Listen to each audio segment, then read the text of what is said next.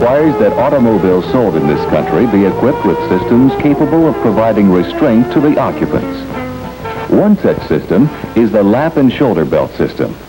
It has a starter interlock that prevents starting the car until the front seat belts are fastened. An alternate to this system is the air cushion restraint system, or ACRS. The system developed by GM meets the requirements of the federal standard as a passive restraint. It is available on certain Buick cars. To compare the two systems, let's look at the interlocking seatbelt system first. The seatbelt restraint system is sensitive in that it requires that a driver or passenger do the normal buckling in a definite sequence. For example, should the driver try to start the engine before buckling the belts, she will discover that the starter will not turn the engine on, and warning buzzers and lights will be activated. These warnings let her know the lap and shoulder harness must be buckled after seating. Once she buckles the belts, the system allows her to start the engine and drive away. The seatbelt system will also monitor a passenger in the right front seat. The passenger must first sit in the car, then buckle the belts before the car will become operative.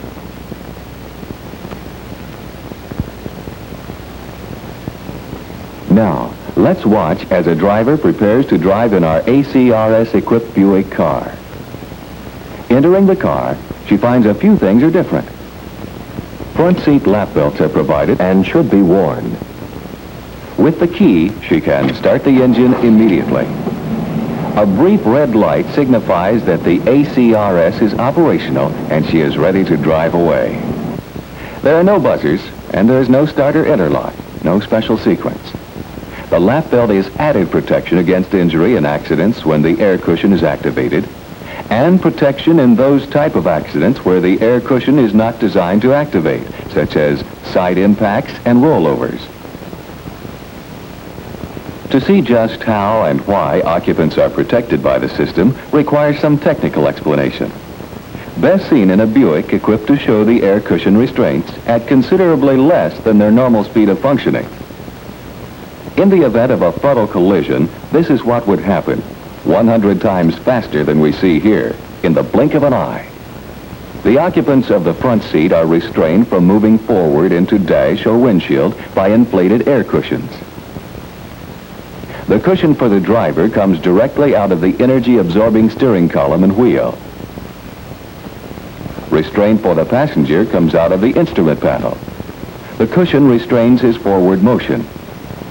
In real life, all the action would happen 100 times faster. The system is activated by sensitive detectors in the car. To help understand just what happens and how quickly, the sequence of a 30-mile-per-hour barrier crash has been animated. The GM air cushion restraint system senses that a frontal crash is occurring and activates the restraints. To accomplish this, the system uses a bumper impulse detector. A second crash sensing system is mounted beneath the instrument panel, inside the car. The in-car crash sensor activates the system in the event of glancing frontal impacts when there is no front bumper contact. It also acts as a backup system. A third detector is activated in more severe frontal crashes. The passenger air cushion inflates and extends from the steering wheel to the right door. The cushion leaks down at a controlled rate to help absorb the impact force of the passengers. Because the passengers could be in a variety of positions, a smaller knee restraint cushion helps position the passenger into the main restraint. The knee restraint cushion inflates first to fill most of the space beneath the instrument panel. Because any driver's position is relatively consistent, a structural knee restraint is provided. The air cushion is completely contained within the hub of the steering wheel. The entire sequence of a 30-mile-per-hour barrier crash is completed in about 1/8 of a second from instant of contact through car rebound from the barrier. The in-car switches respond to direct frontal impacts and angular frontal impacts, left or right of the car's direction of travel, but are not affected by simple side or rear-end impacts. If open circuits or shorts occur in actuating components, The red light comes on after startup in the instrument panel to warn the driver the system may require service.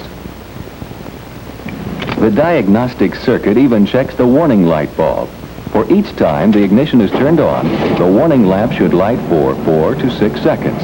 Otherwise, the warning lamp should be replaced. The parts and the system have been evaluated in thousands of pre-production tests. Various car collisions were staged and over 100 human volunteers tested the system. Naturally, years of research and testing have gone into the development of the air cushion restraint system. In extensive field trials, 1,1973 GM cars were equipped with ACRS. As of the moment of this production, there has been but one inadvertent activation of the system. There were some 251 minor bumps, not severe enough to require the ACRS to be activated. There were 9 collisions requiring firings of the system, and the ACRS activated as designed in every situation. Here is a very unusual accident that happened last June with 2 young girls. The car went out of control in a rising turn, followed by 3 sets of railroad tracks in a descending staircase fashion. The car was airborne at least twice.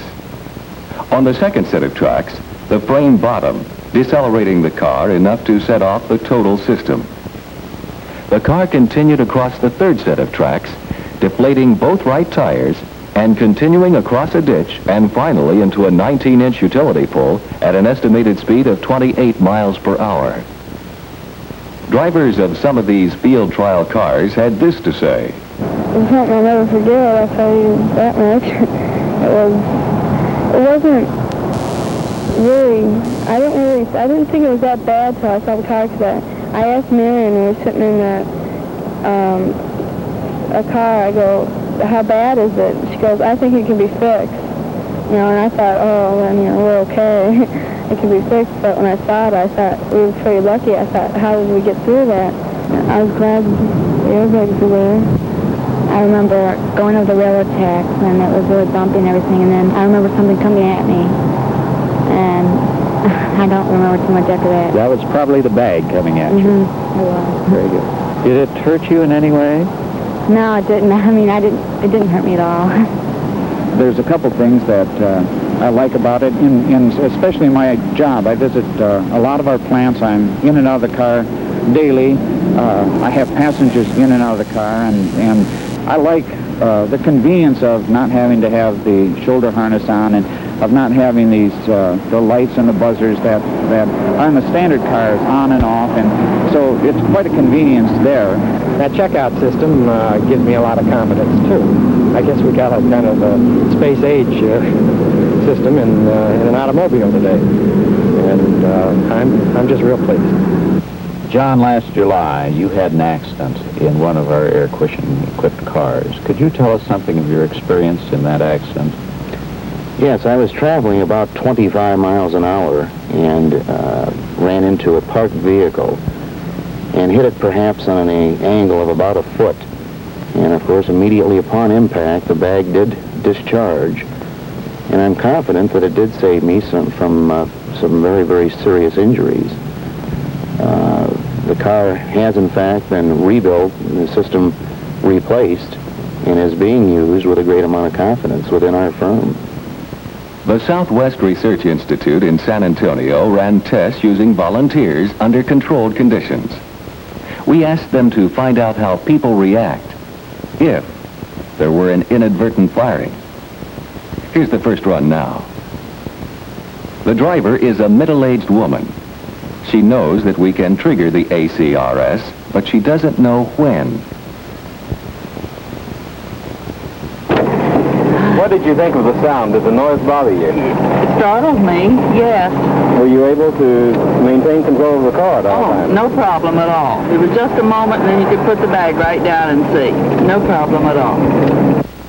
In summary, we can say that the ACRS provides an effective alternate to the other restraint system and readily liked by those who are familiar with it. It is convenient for the driver and passengers. Even when your passenger is just a tot, the belt, the love seat, and the ACRS provide security. The ACRS offers freedom and comfort to owners and passengers and meets all federal requirements for occupant protection.